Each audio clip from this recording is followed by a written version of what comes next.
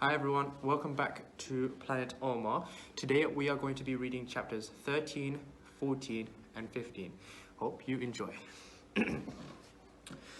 All we seemed to talk about in our house for the next little while was how Miss Rogers was doing. Does Miss Rogers need anything from the supermarket?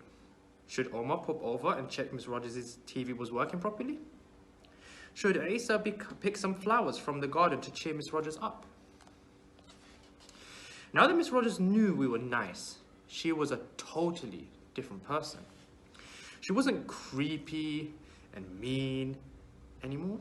She was super happy whenever we went round to her house. That made me wonder why she didn't like us in the first place. Could it be because the fall made her brain work differently? When I suggested this to Dad, he laughed and said that although that was possible, he thought it had more to do with what she had been reading before in the tabloid newspapers about Muslims, whereas now she knew what we were really like. He said we should invite her to our house during Ramadan so she could learn about the real Islam. Adults get super excited about Ramadan, which is kind of confusing because during Ramadan, you can't eat or drink all day.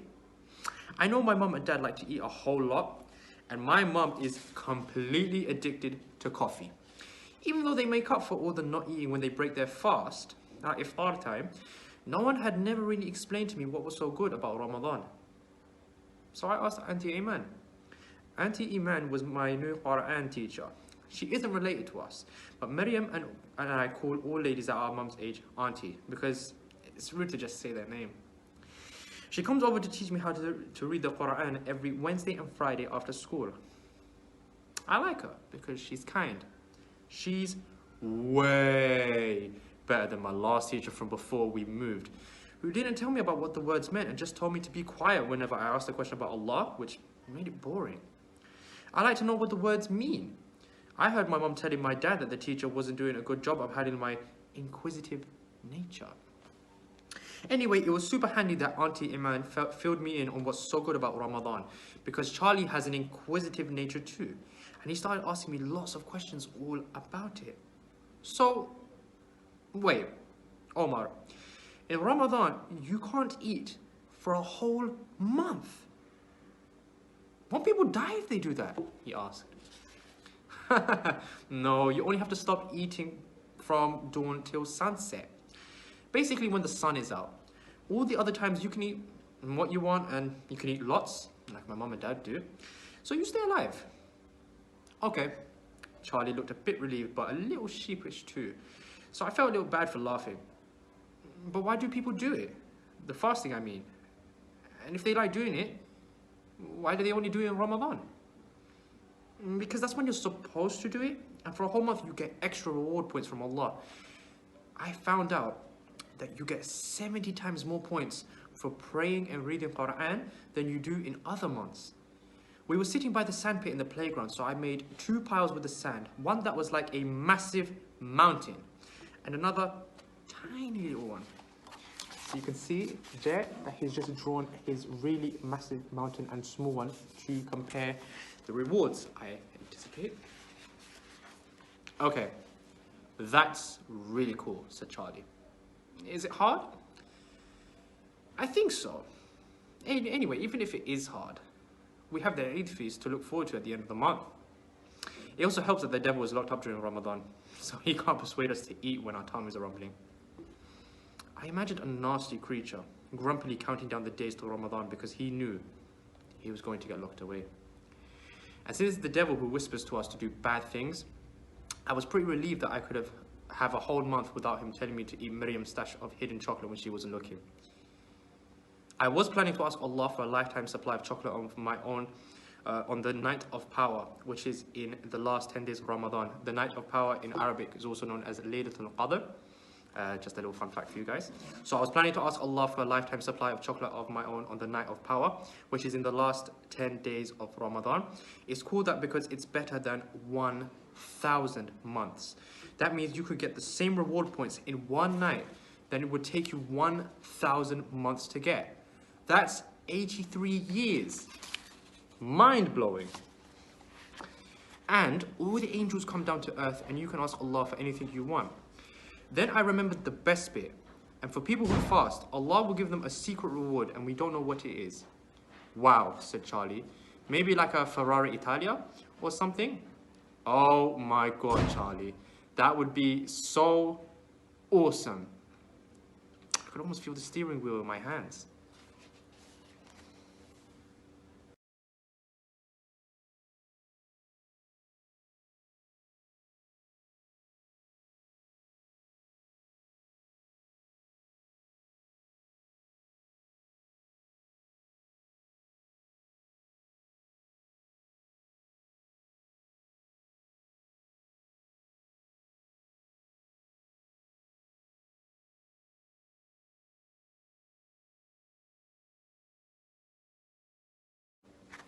Chapter 14.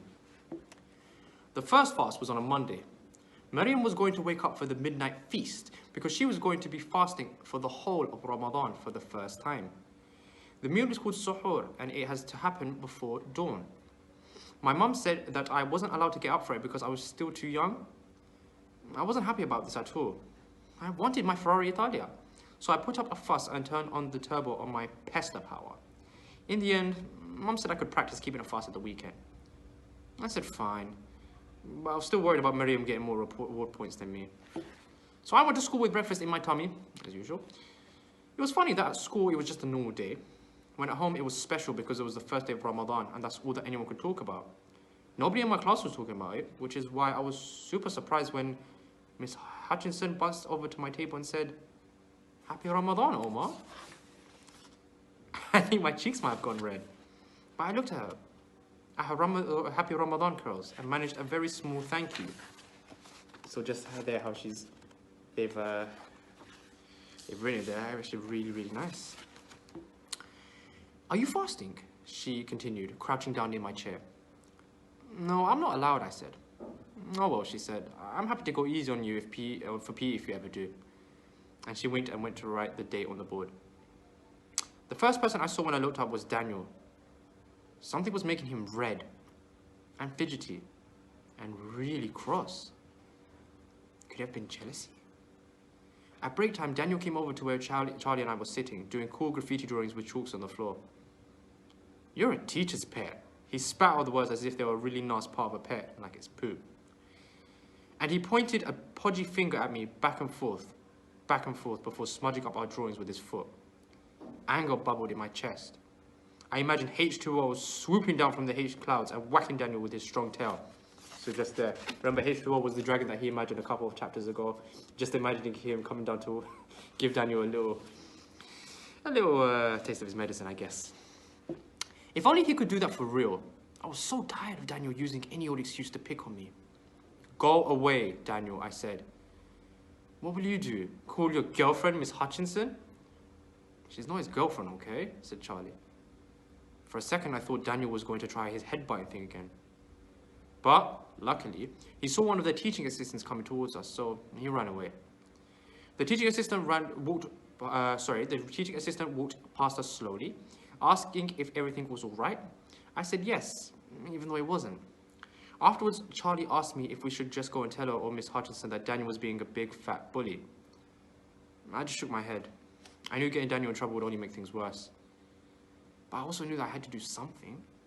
Standing up to Daniel made me feel shaky and sick. And I super definitely didn't want to have to feel that way forever. I imagined H2O flying off into the distance and entering a big fluffy white cloud in the blue sky. I decided that's where he lives. Everyone's seen it. It's the big cloud that is shaped like a dragon. Probably feels like being wrapped in balls of cotton wool, like the ones my mum uses on her face. If the cloud wasn't there and the sky was clear blue, it would be because H2O had gone to visit his friends or buy some dragon snacks. So I imagine that's what Omar is imagining dragon snacks would look like if H2O was around. Or whatever dragons do in their spare time when their owners don't need them. And when the cloud was darker and spilled rain onto the earth, that would be when H2O was having a shower. You didn't think dragons needed to wash? Well, maybe your dragon doesn't see as much action as my H2O, huh?